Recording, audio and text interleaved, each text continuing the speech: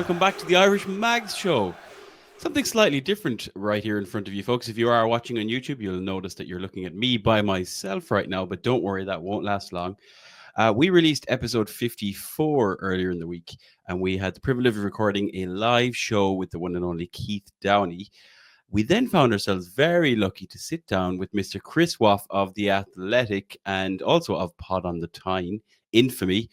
And we had thought about releasing that interview next week, but considering we have a big Premier League game against Leicester coming up and then a quarterfinal against Brentford, we figured we'd have so much to talk about next week that we'd give you a bonus episode, a second episode this week for episode 55. Myself and Alan were lucky enough to sit down with Chris. We had a load of questions, both from ourselves and collated from listener questions that we'd gathered during the week. And it was such a good interview, we wanted to bring it to you right away. So without further ado, we're going to jump over to our interview with Chris Waugh of The Athletic. Well, I'm delighted to welcome this week's special guest to the Irish Mags Show, a man who is very well known in the Newcastle United community for the Irish Mags and, of course, way beyond, not only for his outstanding journalistic work as Newcastle correspondent for The Athletic, but a lot of you who have a Pod on the Tyne on your podcast feeds may recognize the voice. It is, of course, Mr. Chris Waugh joining us for his Irish Mags debut. Chris, welcome in. Thank you for joining us. Thank you very much for having me along. Yeah. I'm assuming that I probably won't get ribbed quite as much on this podcast as on Pod on the Tyne, but who knows? Maybe I've naively thought that. It could be naive. We tend to talk more about drinking and alcohol more than meat-based foods and sausages. So you should be fairly safe around here. But I can't vouch for Alan. You never know. You never know what's on Alan's mind. The good thing for you is we normally have another guy here with us, Chris Show, and he's normally the renegade of the group, and you don't know what he's going to say. But lucky for you, he's not here tonight.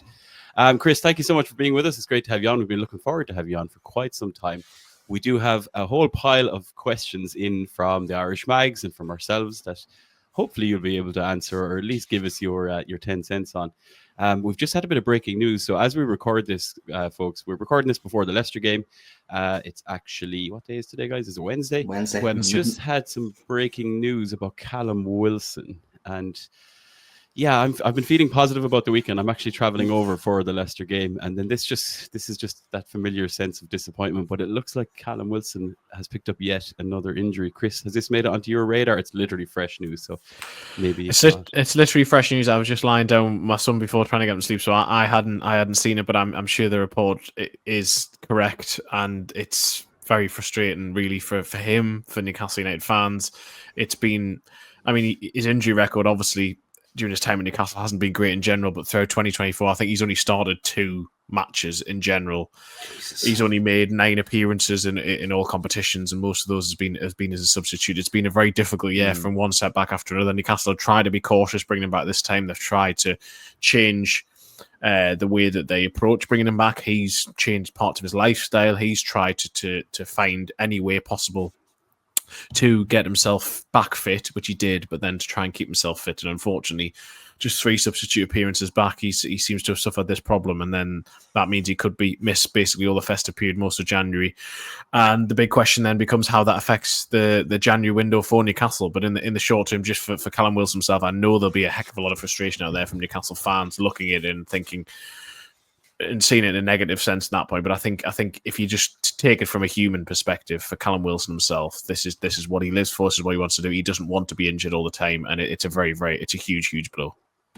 Yeah, especially at his age as well. He's scored a lot of goals for Newcastle. He obviously loves being at the club, and that frustration does often get pointed at him rather than about him, let's say, or about the situation. But yeah, at the end of the day, he doesn't want to be injured, but it's obviously just a frustration point for all of us because we want to see him play. And equally, that question you just said there, Chris, we've probably not signed players or looked at players in transfer windows based on the fact that we're assuming Callum Wilson will be around, and there's going to come a point where that's just not the case. And obviously he's out of contract at the end of the season as well. So I think there is a clause in his contract which could have been triggered appearance based, which it almost certainly won't be in that sense. Newcastle, I think, have a unilateral ability to trigger it as well. Now, whether they will do that it'll be interesting to see, because you could say that they could trigger it, but will someone want to actually pay money from next summer, given his injury problems. I still think that there potentially would be a market for him, but otherwise, he's one of Newcastle's higher earners. So if they do exercise that clause and then can't move him on, then the issues Newcastle have had over the course of the last couple of windows is because not only have they not brought in transfer fees, they haven't shifted players off the wage bill. And when you've had the likes of Anthony Gordon and Joe Linton and Bruno Guimaraes have significant contract improvements in terms of how much they are paid, that means that is a constant in your PSR calculation, those three letters that nobody wants to hear about, but they are constant every single year. And because Newcastle's wage bill hasn't been trimmed elsewhere, that has been part of the issue. So I think that this may be the beginning of the end for Callum Wilson at Newcastle United. Unfortunately, that's the way that it feels. I mean, I'm just reacting immediately to what's happened. I haven't got any information based on that, but that just feels like that's where we're maybe coming into that time, because he could have gone in the summer if there had been significant interest and if he hadn't got injured at the time that he did in pre-season as well. So it is also affecting Newcastle's transfer plans and could affect them going forward as well. Yeah, and we have a bunch of questions for you about transfers and about January as well, but I think that's probably just going to throw a new one in there. A lot of talk about the defender position, a lot of talk about the right wing, right forward position, but suddenly maybe striker just pops higher up that list. But yeah, we'll get to that. I did want to ask you, Chris, before we jump into the meaty questions, we like to quiz all of our guests and see if they have any Irish connections, or we usually like to say, have you been to Ireland, and try and suss out where you've been and if you've done any of the right or wrong things. And yeah, I suppose if you have any secret hatred of the Irish, this is a great place to do it. Yeah, absolutely. Well, I have been to both Ireland and Northern Ireland, North of Ireland, whichever way you want to look at it, several times, particularly when I went on quite a few rugby tours there when I was growing up, so different parts of Northern Ireland, and then also to Dublin. I also went to Dublin when I was about 16 with my family, and then I also went twice when Newcastle have been there and pre-season. Was it both under Rafa Benitez? Certainly one of the times was under Rafa Benitez. That was just outside of Dublin. Carton House, was it? That was yeah. And actually, when I was at the Chronicle at the time, when Lee Ryder and I got a taxi into the centre of Dublin, it just so happened that Liam O'Brien was our taxi driver picking us up. Yeah, just no way. Kind of coincidence. And also, I do get along very well with John Anderson of obviously former Newcastle defender, BBC Newcastle.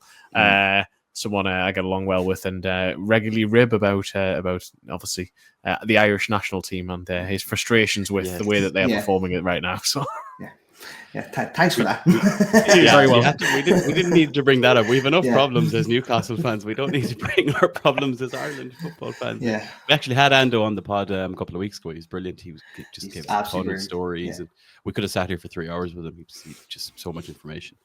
No, he's brilliant. It's interesting you mentioned Carton House as well, because Alan's godson, who's one of our Irish mags, one of the younger members, is he 18, 19 by now, Alan, I think?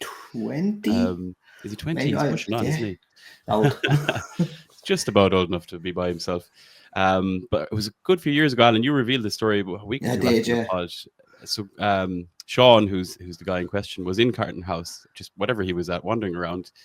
And he stumbled across one Javi Manquillo, Alan, is that right? Yes, and it hadn't been announced yet as we had signed them. So he got a picture. It went up on Instagram, and all of a sudden Sky Sports News ran with the photo of my godson and Javi Manquillo, as Newcastle are interested in signing in Javi Manquillo. Breaking news from the Irish Mags. Mental. Yeah. That's probably the only productive thing that Sean has done for the Irish Mags. But look, we'll leave it. We'll leave that for another day. Super stuff. Right, we'll move on to the season then, Chris. Look, it's a topsy-turvy season already. It's still only relatively early days. We're in the beginning of December, but already it feels like a lot's happened, not only in the last 3 years since the takeover and everything, but even the last 3 months. Talk about ups and downs. As a journalist working in that world, specifically, I guess on a full-time capacity, 24/7, living and breathing Newcastle, your mood must fluctuate greatly, and you must have to try and keep it in check. But how has the season been going for you so far? Let's say, obviously on a professional level, but then as a Newcastle fan. It's been, I think you have to extend beyond the season really and go back to the back end of last season and throughout the summer as well. It's been, the last 3 years have been unique in terms of covering the club, but it's been another spell where it has changed again and it's taken a different sort of twist. And there was from the sort of high of winning at Brentford at the back end of last match of the season, and they flew off to Australia, and then from that point on, the summer sort of just went on a massive dip. Obviously, the reserve team that Newcastle put out in the second game, the youth team, got absolutely embarrassed out in Australia, and then the PSR farce, really, as it was. I mean, in the end, I suppose the end sort of justified the means, but not really, in terms of that you've had the ramifications of that, which have extended far beyond into this season. And I think the same is true of the entire summer, of the change of the ownership structure, the change of the hierarchy, the effect that had on Eddie Howe, the effect that the PSR situation has had on the players who were already there, the players who came in, the players who didn't come in, the players who left. And it's just felt like Newcastle are sort of have been running in treacle to a certain degree, in terms of that they've been dragged down by a lot of this. And I do think, and I know a lot of it's frustrating people that we've got to the middle of December and mitigation is still being cited for part of the reason as to why Newcastle are in the position they're in. But I do think context is still important. That doesn't mean that individual decisions which have negatively affected the team, or matches specifically, or performances of players, or decisions the manager have made, that doesn't mean they can't be critiqued, and that doesn't mean mistakes haven't been made, because I do believe that in certain circumstances they have. But I also think that to just forget about the wider context would be wrong, and that was always, I think that was partly why, as well as maybe the insecurities which Eddie Howe had during the middle of the summer when Paul Mitchell's come in and there was the changes of ownership, and he didn't know exactly what was going on or what it would mean for the future, is I think that at that stage he foresaw what could potentially happen come November, December, if Newcastle took a downturn in form. Who's the person who tends to get the most of the flack? It's the head coach. And as I say, there is some justifiable flack that he should take. There is some justifiable criticism should come his way, but I also think that it's also very premature to be thinking about it. I know this is a question that's going to come up, but it's very premature to be even considering a potential change of head coach, because the squad hasn't been strengthened materially in terms of the first 11 for at least 2 windows. And you also, I mean, you even mentioned when we're talking about Cam Wilson earlier, you look at certain other players, I suppose Miguel Almiron, Kieran Trippier, players who were vital to Newcastle 2 years ago, but 2 years on, they've aged. They've maybe not produced in the way they had previously. Some of them have known, like Miguel Almiron knows that really for the last 2 windows at least, he was available. And if you just switch off that tiny little bit mentally, I'm not saying that he isn't focused, I'm not saying he isn't professional, but everyone was pulling in the same direction for those first 18 months, 2 years of the takeover. Everything was heading on an upward trajectory. Everyone knew the direction of travel of the club, and everyone within it, and everyone was sort of riding that crest of a wave, for want of non-cliche. But then as soon as you start to come off that, and as soon as a little bit of negativity starts to creep in, or a little bit of doubt starts to creep in, and there've been a lot of that over the course of the last 6 months to 12 months. And I actually think that we're at the stage now. I mean, Alan Shearer has written a column for The Athletic where I think he captures this quite well. He talks about drift, but I think more than that, it's more as to what is this Newcastle United project now? Where are they going? A year and a half ago, I think everyone would have been able to give at least some sense of an idea of what it supposedly was, what had been said publicly, what was the vision. But now, and that's not down to a lack of ambition necessarily. It's you've had a lot of contributing factors, PSR, unfortunate injury situations and the like, and various other reasons have contributed to it. But at the same time, you look at it and you think, are Newcastle that much closer 3 years in than they were 3 years ago to really breaking into that idea of becoming this elite club? Everyone talks about being an elite club, but they don't have elite facilities yet. The only thing elite that there was or has been, it was arguably the head coach for a while and the team for a while. And that again now comes into question in terms of the course of the last few weeks and months, because if not everything becomes elite, then how do you continue to make it feel like everything's elite? And so I just think it now feels a bit murkier than it did previously, and it's hard to actually define. And I found that difficult as a journalist as well to actually explain, because obviously we speak to people, we ask questions, we get feedback back, but actually I can't tell you at the moment that every single person inside the football club has exactly the same idea of where they're necessarily going. I don't think that is true yet at this stage. And I think that until you get that alignment back, the cliched word that a lot of people within the club talk about, I think until you get that back, you're not going to see Newcastle progress materially in the way that everyone maybe thought that they were heading, almost in without that being checked up till this point. It now feels like you can't say for certain that the club will keep improving. That's, I suppose, the difficulty I find right now. I feel like it would be timely to say it's all Dan Ashworth's fault, especially just with what's going on with him. But it feels like an easy one, but it's also hard not to. No, you're right, especially when last season went the way it did, with particularly the injury situation. There was points where it was beyond ridiculous. When we looked at our subs bench, Eddie Howe literally had 11 and a half players to choose from, and that was it. I think everybody looked at this season, when the last one finished, like as soon as it finished, to kind of think, right, we won't have these injury problems. We can stabilize. We don't have Europe, which obviously kind of was a big challenge for us last season because with so much extra games and extra pressure.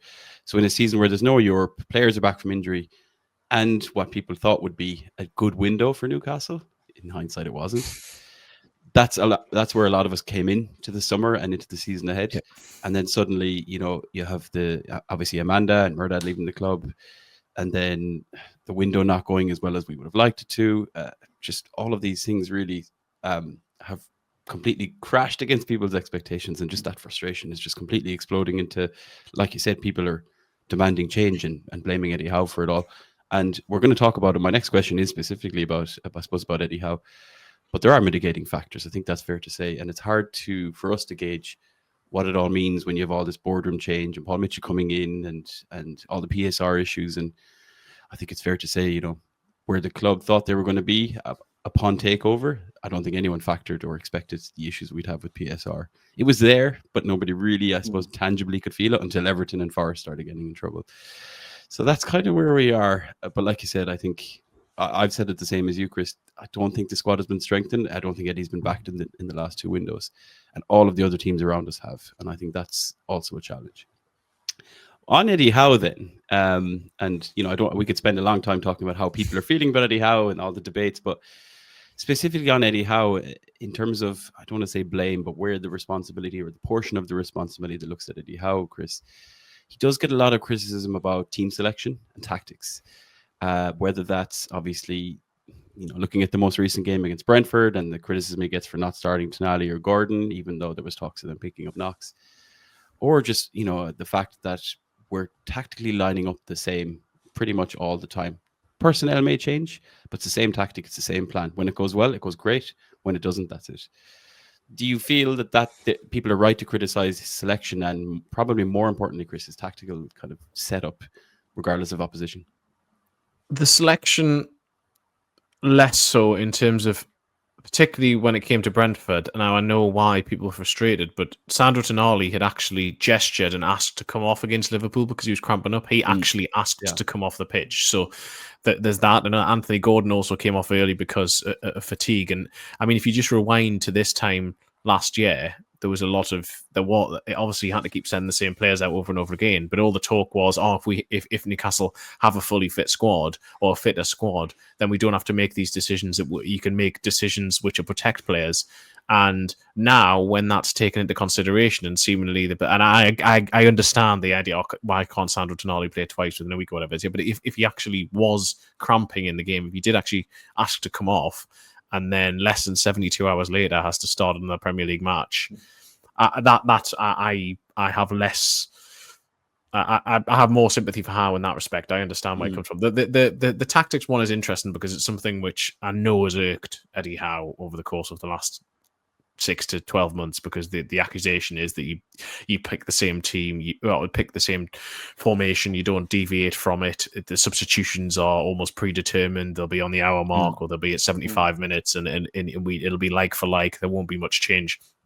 And he argues that it may be that the system theoretically is a 4-3-3 in possession, 4-5-1 out of possession at times, but he says that he tweaks things from match to match, and you do see that. You just have to look back at the Arsenal game when Joe Willock played as basically a sort of second striker, number 10. It wasn't exactly the system that everyone expected. You've had Joe Linton covering several different positions, regardless of where he's playing, particularly when he's been nominally the left winger. He pops up at left side of midfield.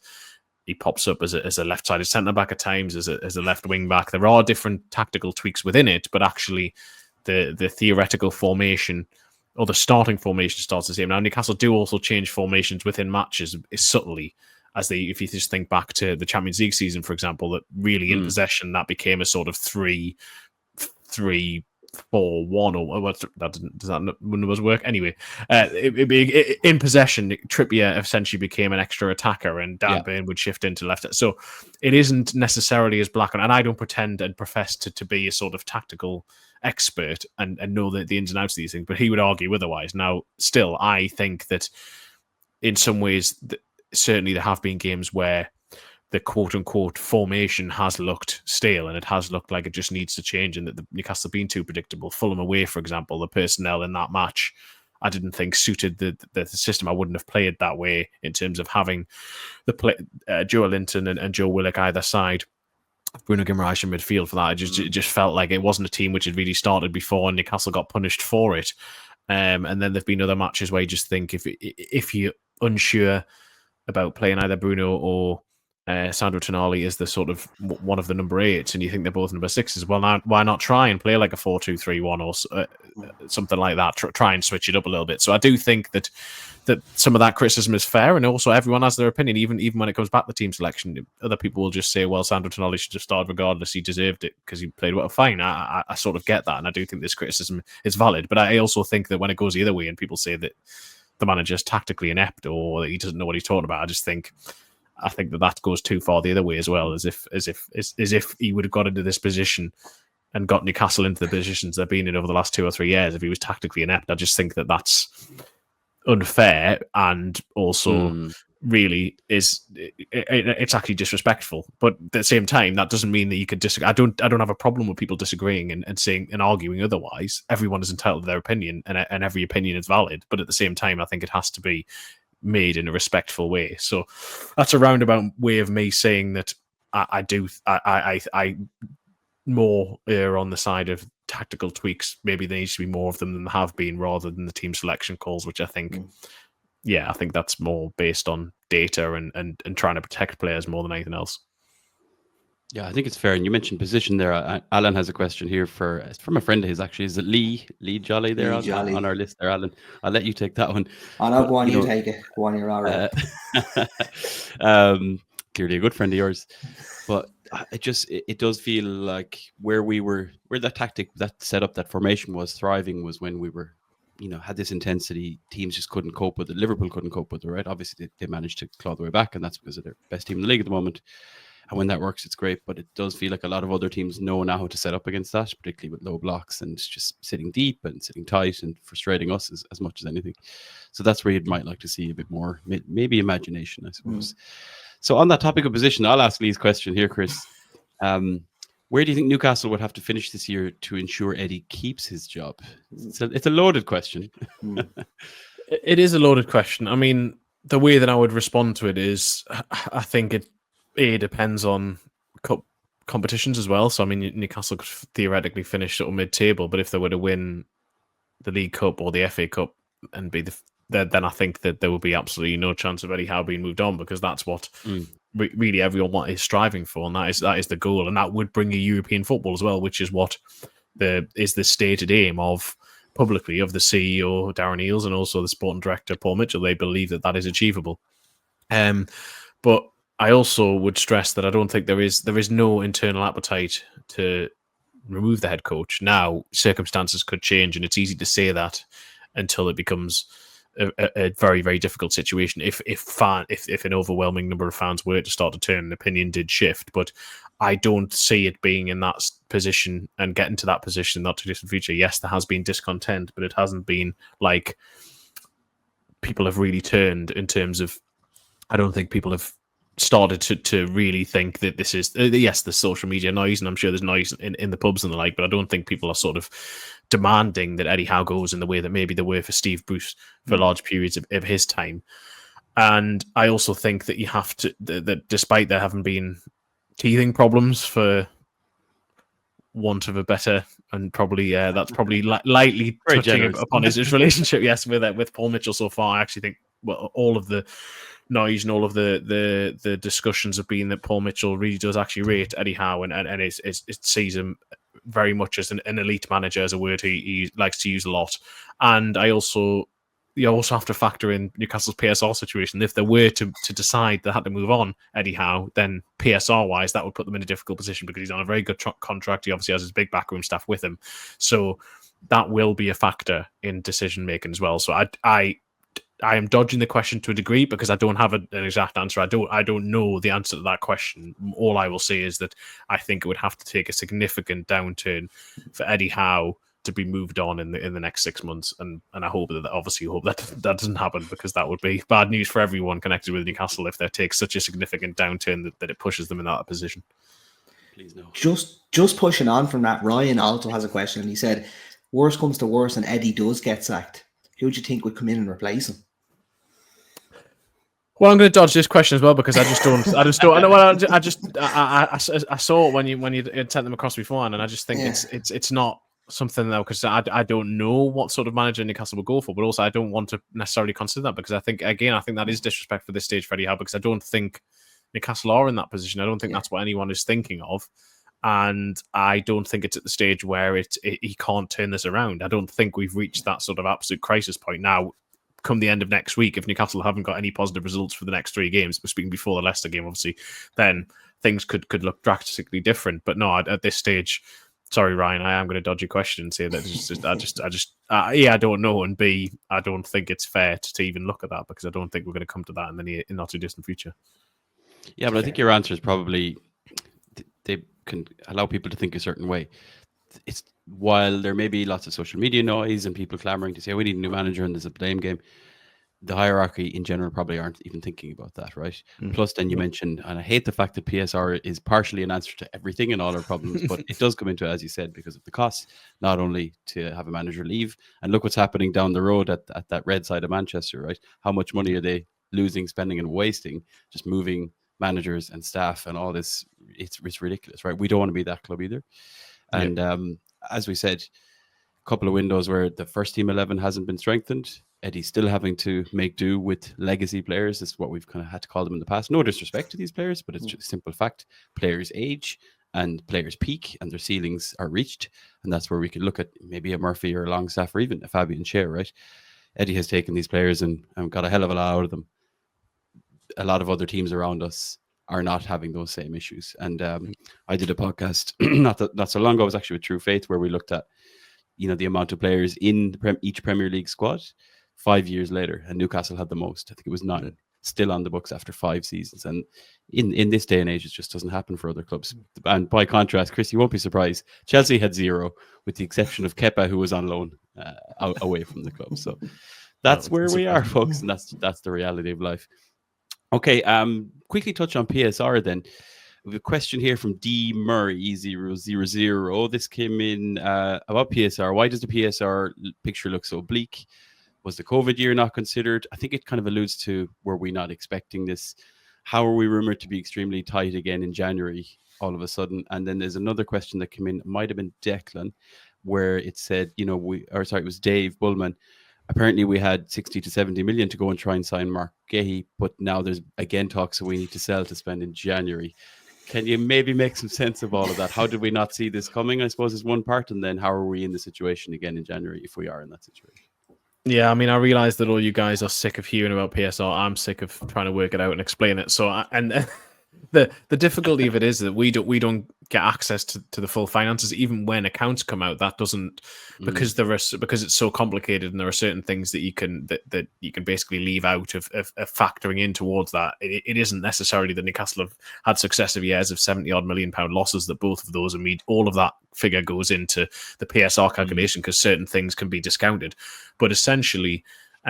Part of what I touched upon it earlier, a large part of it has been wages to a certain degree. Newcastle have increased. Anthony Gordon's had a significant increase in his contract that adds a few £1 million onto the year of what you're already spending. And you look at the same they've had for Joe Linton, which was earlier this year. You've got the same for Bruno Guimaraes, so that has contributed. But also, it was always the case that even in the summer, Newcastle going in this situation, that they needed to move some players on. It doesn't mean that they need to sell necessarily at this stage one of their quote-unquote star players. At some stage, they will need to do that if they want to.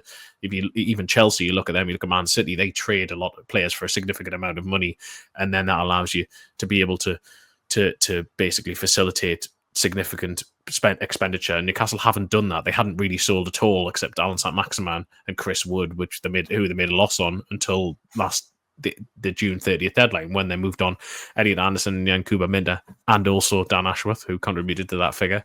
Thanks, Dan. Thanks, Dan. Cheers. And so it's quite complicated, this, but so that is part of the picture. The second part is that, as I said, there's successive £70 million losses.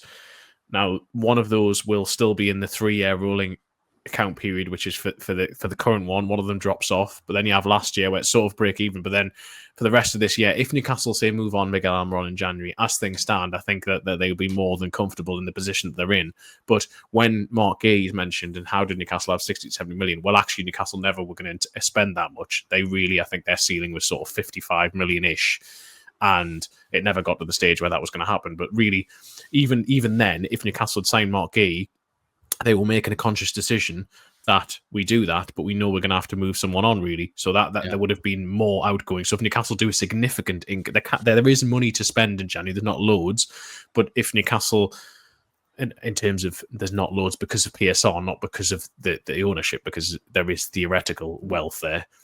But if Newcastle wants to do greater amount of business, they probably will have to move someone on, and they don't want to do that where they leave themselves in the same position as they did last year, where it was doing it just before the June deadline. They'd prefer to do it in January or have something lined up so that the money's guaranteed to come in. So Mark Gay, it wasn't a case of Mark Gay signs and Newcastle. Newcastle making a conscious decision, knowing that this is the player we think is the right-sided centre back we want. This is the player who's going to change our team.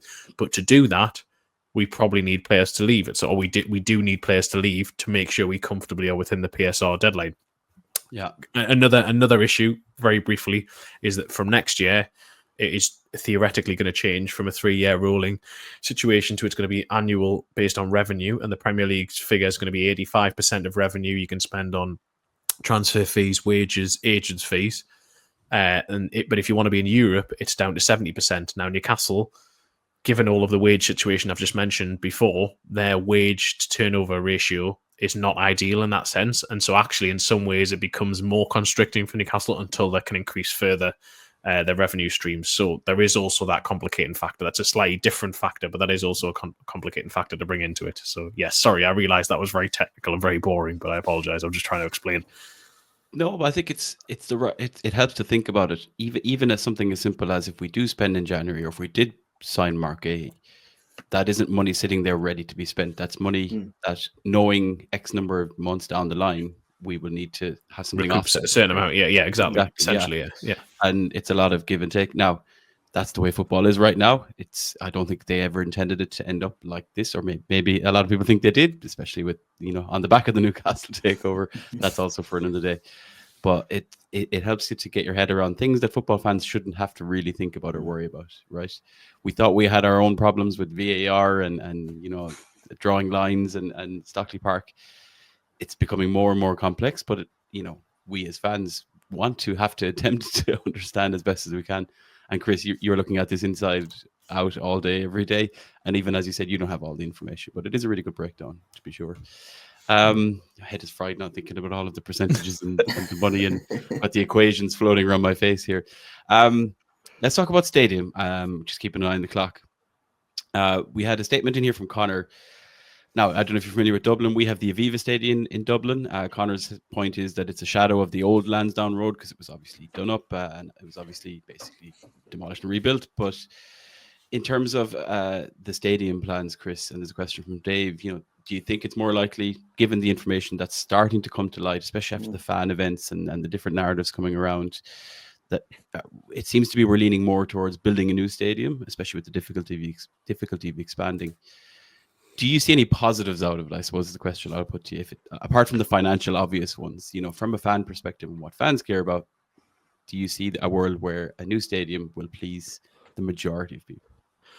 Well, just briefly touching upon, do I think that is the direction of travel? Certainly the public utterings changed. That I was at the Stack event, where the fan event, where that was announced, and I was surprised when that was CEO Brad Miller said that. But I also think that needs to be taken in the context, because I think it was slightly leading sort of referendum, if you want to call it that he did. But also, I think it's more to explore that possibility. I do think that building a new stadium is mired with difficulty in terms of where is it? How are you going to get that through? Certainly, it's not a short-term solution. If that's the one Newcastle push for, then I'm sure they will go for it and give it everything they can. But I think it will be very difficult to do it in the next few years. That you're talking about a very long-term project there. Now, are there positives beyond the sort of financials? I mean, it's not what I would want to see and do, but at the same time, if you think about the East Stand and you think about other parts of Newcastle and St James's Park, where really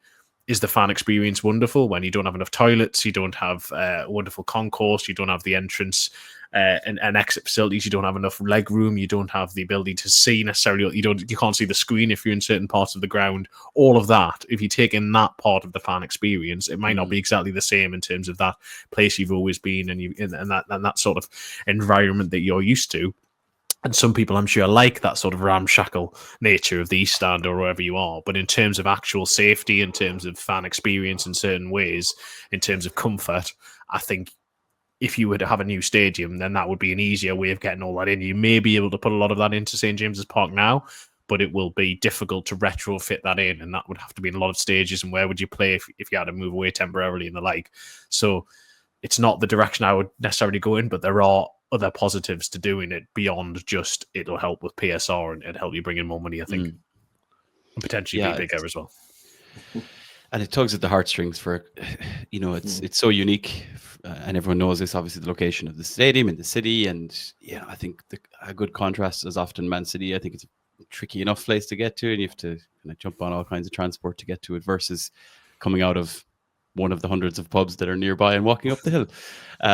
So that's obviously factoring into people's minds, but obviously there's a financial benefit to it, but there's also future proofing and evolution and long term. I don't think this is anything anyone needs to worry about for many years personally. I guess in terms of what goes into just stadium planning and stadium building and everything, when it comes to the decision, it will likely trigger a lot of people, but then the transition I think will also be interesting. How do you extend versus build versus move? I don't envy that guy's job, let's put it that way. No, and there's no straightforward way of doing whatever Newcastle do. As you say, it's not going to be straightforward. It's going to be difficult to, but not everyone is going to be pleased by the decision. You're not going to get universal support necessarily for it, and whatever, there are going to be pros and cons to every single decision that is made within it. But something needs to happen, because clearly what they have at the moment is unsustainable. Now, even if Newcastle don't become the so-called elite club or this idea that they dominate world football,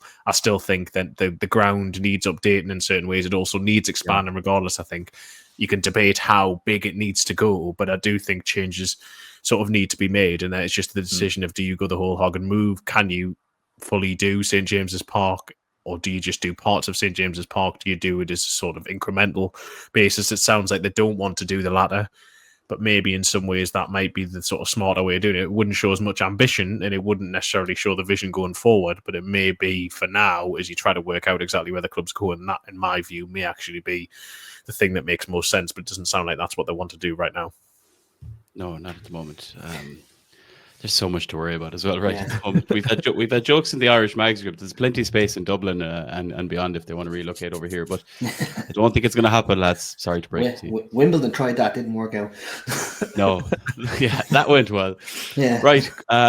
We're a couple more questions. We'll let you go, Chris, because we do need to just, I suppose, focus on matters at hand. And obviously, we've some important games coming up. But really thinking about January, I think January is going to be telling in terms of what happens. So if the manager is being backed, it'll be interesting to see does that cover being backed in the window or just being backed to obviously stay around to the end of the season.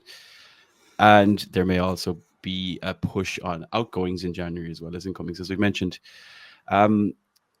Look, we'll focus on transfers in. I think it's a much more positive and interesting subject to talk about. I've been banging a drum about a certain player, Johan Bakayoko, who popped up with a few fairly concrete rumors this week.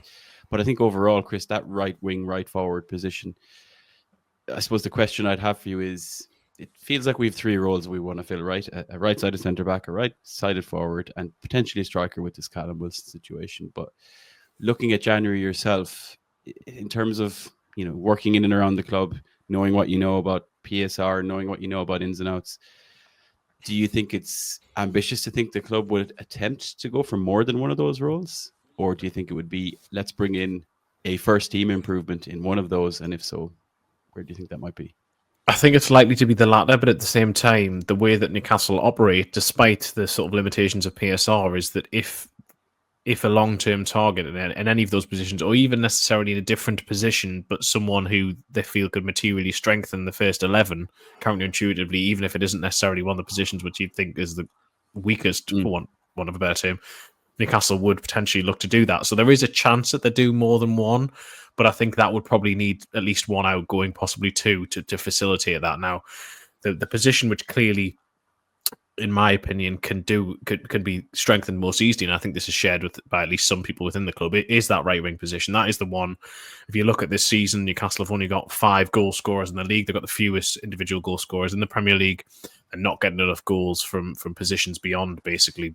Well, Alexander Isak is they're very reliant on, but also Harvey Barnes is coming on scoring, Anthony Gordon, but neither of those is an out-and-out right winger. There's been a lot of players trying to be retrofitted into that position, or can you sort of mould a front three if this is the system that Eddie Howe is going to continue to go with, whereby you shift someone into that role, and you've either got an unhappy Anthony Gordon, you've got a Harvey Barnes who you lose his best trick, really, which is to cut inside and shoot if you play him on the right hand side. You play Joe Linton there, who's rarely played there previously, and you probably isn't quite as effective there. Jacob Murphy can be effective, but not necessarily always, and his end product isn't there. And Miguel Almiron has fallen out of favour and seemingly is not the force that he was during that Champions League qualification season. So I think that is the obvious position. Now, Bakayoko, yes, he is someone who Newcastle have looked at. I think for January, that's highly unlikely. And then it comes into what can Newcastle actually do in January? Can they sign someone who is actually, they think, quote unquote, better than what they have? Now, I think that a lot of people look at it and say, well, they haven't really got now in a right winger who you'd say is a starter, so no. But do they hamstring themselves by signing someone in January who they're not entirely convinced by, and then that affects them PSR-wise for what they can do in the summer? So they have to avoid that, and these are all the considerations that they have to bring in. But I think the way things stand right now, and given this Callum Wilson situation, if Newcastle don't sign an attacking player of some description in January, then that really is a dereliction of duty. I think it's as strong as that, because I understand that everyone within the club and the hierarchy want to improve in everywhere they can, and they have PSR considerations. But at the same time, you can't say that this squad should be trying to get into Europe when you just be operating really with one out-and-out senior centre forward all season. And that can't continue in terms of you've got Anthony Gordon who has to shift inside, so then you have one fewer of your right wing options who are now right wing options may have to play centre forward because Alexander Isak may need a rest or may get injured again, and we know his injury record isn't brilliant. So then you look at it and say, well, you still haven't solved that problem. So that, to me, I think they have to try and do something, and that it just give everyone a lift as well, to give a freshness to the squad, to give freshness to everyone and to everything, to just inject something new into both the team and the squad, and to increase that competition. Now, it's going to be very difficult to get the perfect player that they would ideally like in January, but I think if they didn't sign anyone, that would, in my opinion, have more of a negative effect in the short to medium term than maybe it would have in the medium to long term if they sign someone who they're not entirely convinced is the long term answer. But I think they just need someone to help with the second half of the season, really. Yeah, and I think the freshness is a big thing for me, as well as a signal of intent, right? That we do have our ambitions here. We're willing to take drastic measures to an extent where needed, because the season isn't going as planned. All right, you've triggered me on one thing, so I'm going to give you one question and I'll let you go. I feel like we've got very high standards. Now, high standards are great, right? When it comes to signing players. So, for example, it felt like it was Mark Gahey or nobody. That's the player who definitely is better than everything else we have, who will continue to grow, who has a high ceiling, who will increase in value, and so on and so forth. And you've mentioned it there that, if they're not convinced by, let's say, a right-sided winger or right forward, which throw Bakayoko's name in there. If they're not convinced Bakayoko is definitely going to be better than a Murphy or an Almiron or a Barnes on the right or whatever, they might not sign it. That, for me, I'm wondering, is that an Eddie Howe thing? Do you think it comes above Eddie Howe to be that stringent? And I'll flip it to, let's say, Brighton signing Yankuba Minta when they already had the likes of Adingra, or I know Matoma plays on the left, João Pedro is in there. they've got a lot of talented players who can play the same position. There was no guarantee Minta was going to be as good at any of them because he's completely unproven. But obviously, they were willing to, I suppose, invest in a little bit more risky investment, and they do that by signing players from way around the world. Where does that come from? Do you think we've got this such a high standard of, unless it's a sure thing, there is no such thing as a sure thing. Surely you have to take a chance at some point. They do, and I would counter it and say that Newcastle, to a certain extent, have taken a gamble at certain points. I mean, Lewis Hall was a gamble in terms of they'd spent a heck of a lot, committed a heck of a lot of money ahead of time, which is contributing to the PSR situation even now, on someone basically on promise of the idea they could convert his position.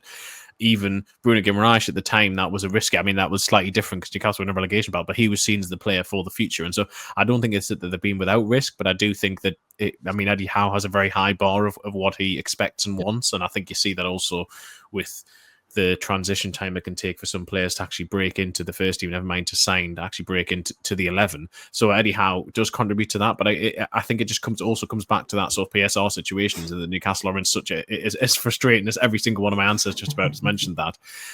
Brighton can take more risk because Brighton have a riskier model, but they have more data-based recruitment, which is something Newcastle need to improve upon and will do and are looking to do, but that will take years to implement and a lot of money to implement as well. Brighton have been in that model for a long period of time. And by that, I don't just mean signing Yankuba Minta. I mean that if you see Minta as a bit of a risk, A, their data metrics would suggest otherwise, but B, they've been in a position where they can maybe take more of a risk in terms of signing those players because they are in a strong PSR position because they have signed so many players previously and then sold them on. So Newcastle just aren't in that situation. They are in such a it's such a delicate balance that they find right now because they haven't moved players on and they need to get better at that. They haven't then had the room to be able to bring in more players. And maybe if they had more of that room, then they could say, yeah, well, we're only 80% sure on him rather than 95% sure.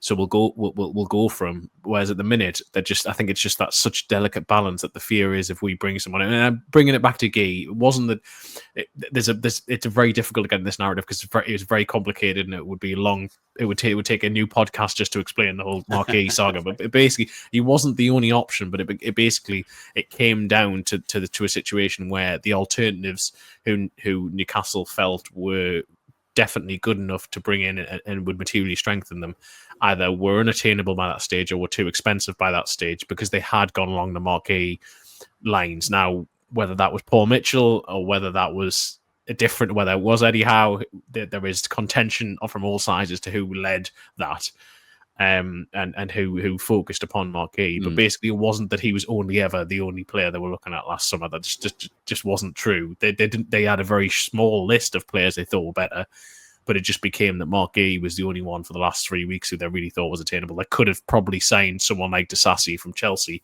but they just weren't sure by that stage he was the right player. They didn't think it was worth the potential money that they would spend on that to harm their potential chances of signing someone like Marquee. Probably not this January, but maybe next summer if they try again from. So yeah, that's another long convoluted answer. So apologies.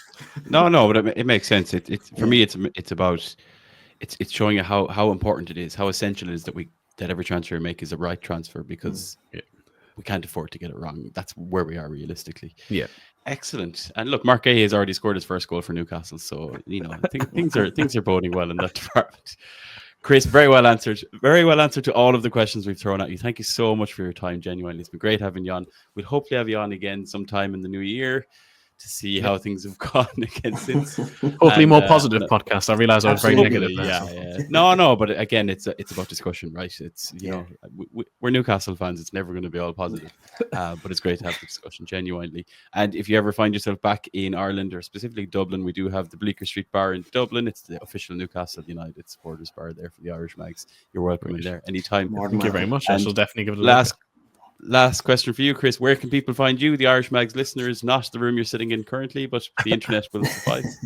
Well, obviously, I write for theathletic.com and then Pod on the Tyne podcast. So then my Twitter and Blue Sky handle is at ChrisDH Waugh, WAUGH. So yeah, please follow. Excellent. And I know a lot of our listeners are listeners of Pod on the Tyne as well. I was going to ask you who would win in a fight between George Calkin and Taylor Payne, but I won't do it to you. Well, Taylor, definitely. Without Super stuff. That's the exclusive here on the Irish Bags Show, folks. There you have it. Chris, thank you so much. Thanks so much. We might cross paths at the weekend, and hopefully 3 points against Leicester. Leicester to start. Fingers crossed. For a good Fingers Christmas. crossed. Cheers. Catch you again. Thanks very much.